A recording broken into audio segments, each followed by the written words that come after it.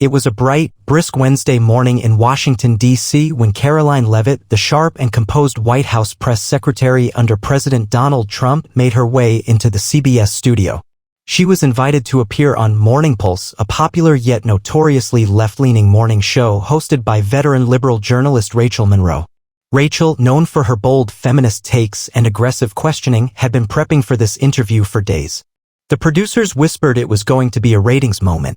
Not because of policy debates, oh no. The buzz was about Karoline's recent January 2025 wedding to Nicholas Riccio, a 64-year-old real estate mogul and self-made millionaire and 32 years her senior. The media world had been abuzz.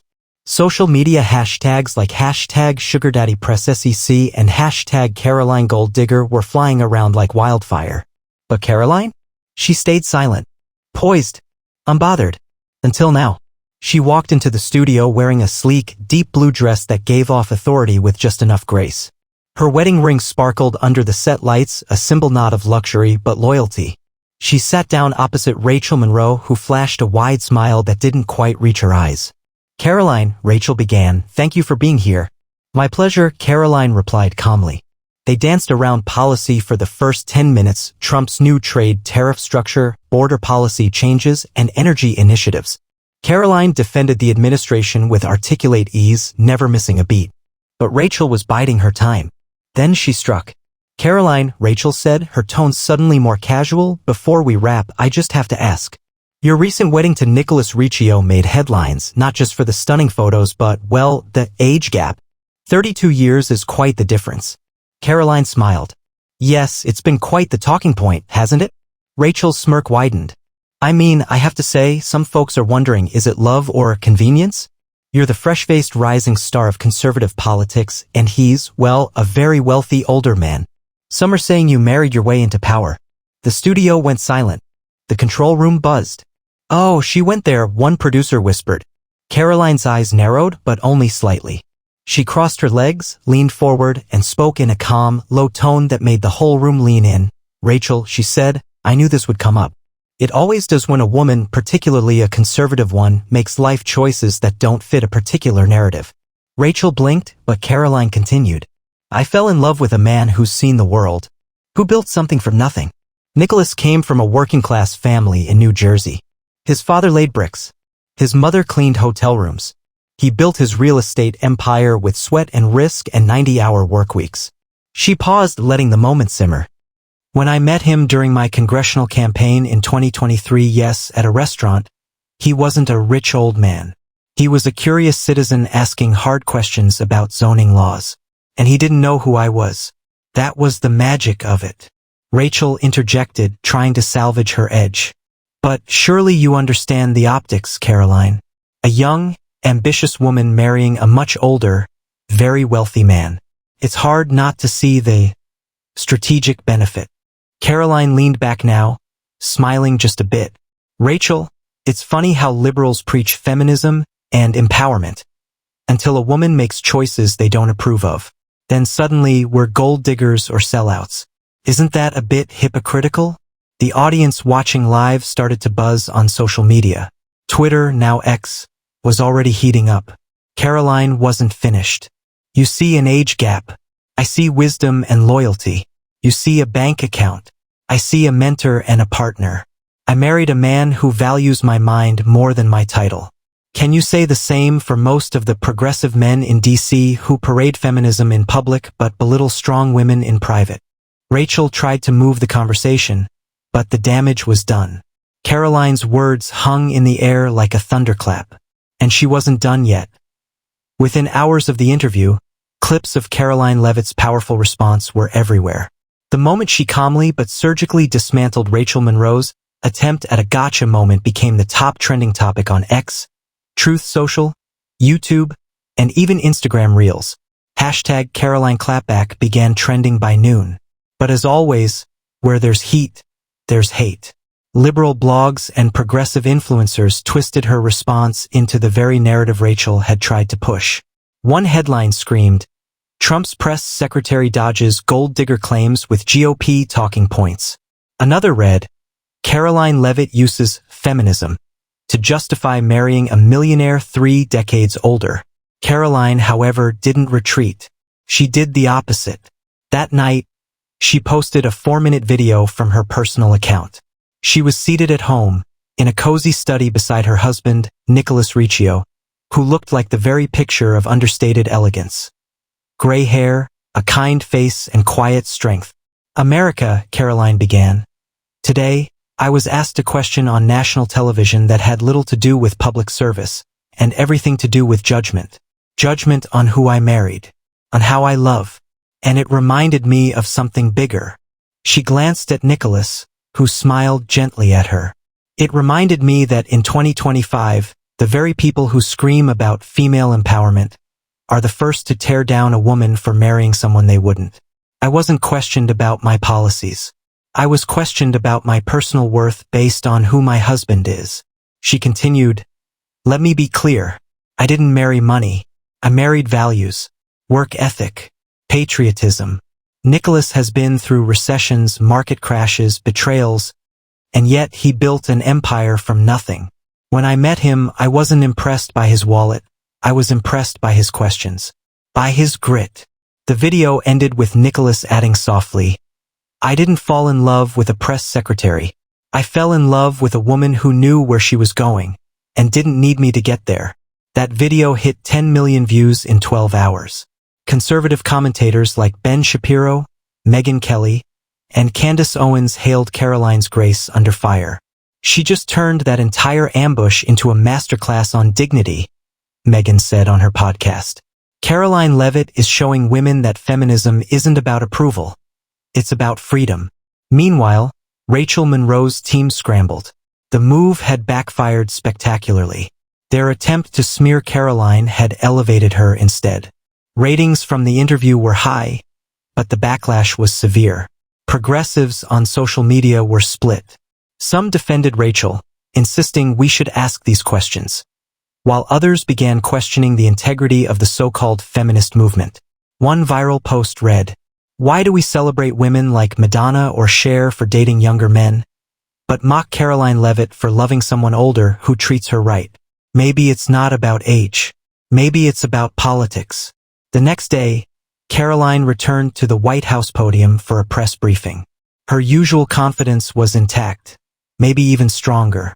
A CNN reporter, clearly emboldened by the drama, asked, "Karoline, does the controversy surrounding your marriage affect your role in this administration?"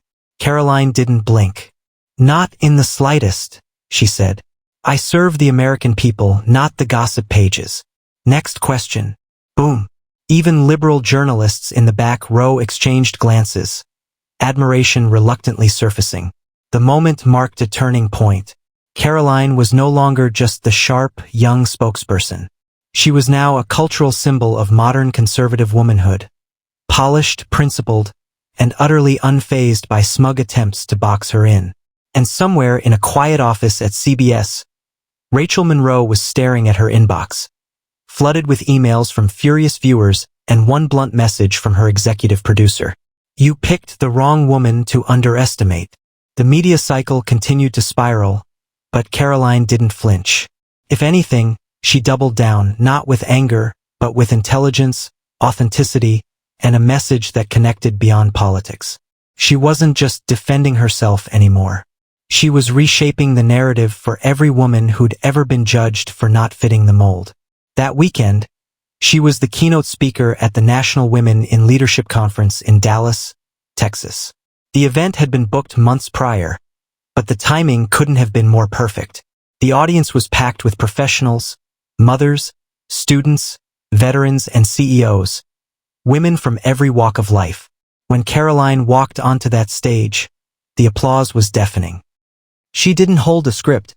She didn't use a teleprompter. She simply stood there and told her story, but this time she took it deeper. "I wasn't born into power," she began. "My parents ran a small business in Atkinson, New Hampshire. I was taught to work hard, speak truth, and pray first. That's it. When I entered politics, I did it because I love this country. But I quickly learned that as a conservative woman, I would be called everything but a daughter of God." The audience nodded. She smiled and continued, "I've been called a token, a traitor, a mouthpiece, a puppet, and now, a gold digger." She paused, letting the laughter ripple through the room. "But let me tell you who I really am," she said, her voice firm now. "I'm a woman who believes love isn't defined by age or income, but by purpose and respect. I married a man who listens to me, supports me, and doesn't compete with me. And if that offends modern feminism, then maybe modern feminism needs to be re-examined." The crowd roared. Social media lit up once again. But this time something shifted. Even moderate and liberal women began chiming in with surprising praise. One popular tweet read, "I don't agree with Karoline Leavitt politically, but I can't deny she handled that with poise and strength. If feminism is about choice, then her marriage is hers to choose. Period." Even daytime hosts like The View's Alyssa Farah Griffin acknowledged the nuance on air. "Karoline is no pushover. She's whip-smart, and while I may not vote like her, I respect that she didn't cower when cornered." That says something. But the real twist came the following week. Karoline was invited back to CBS not by Rachel Monroe but by the network's president himself.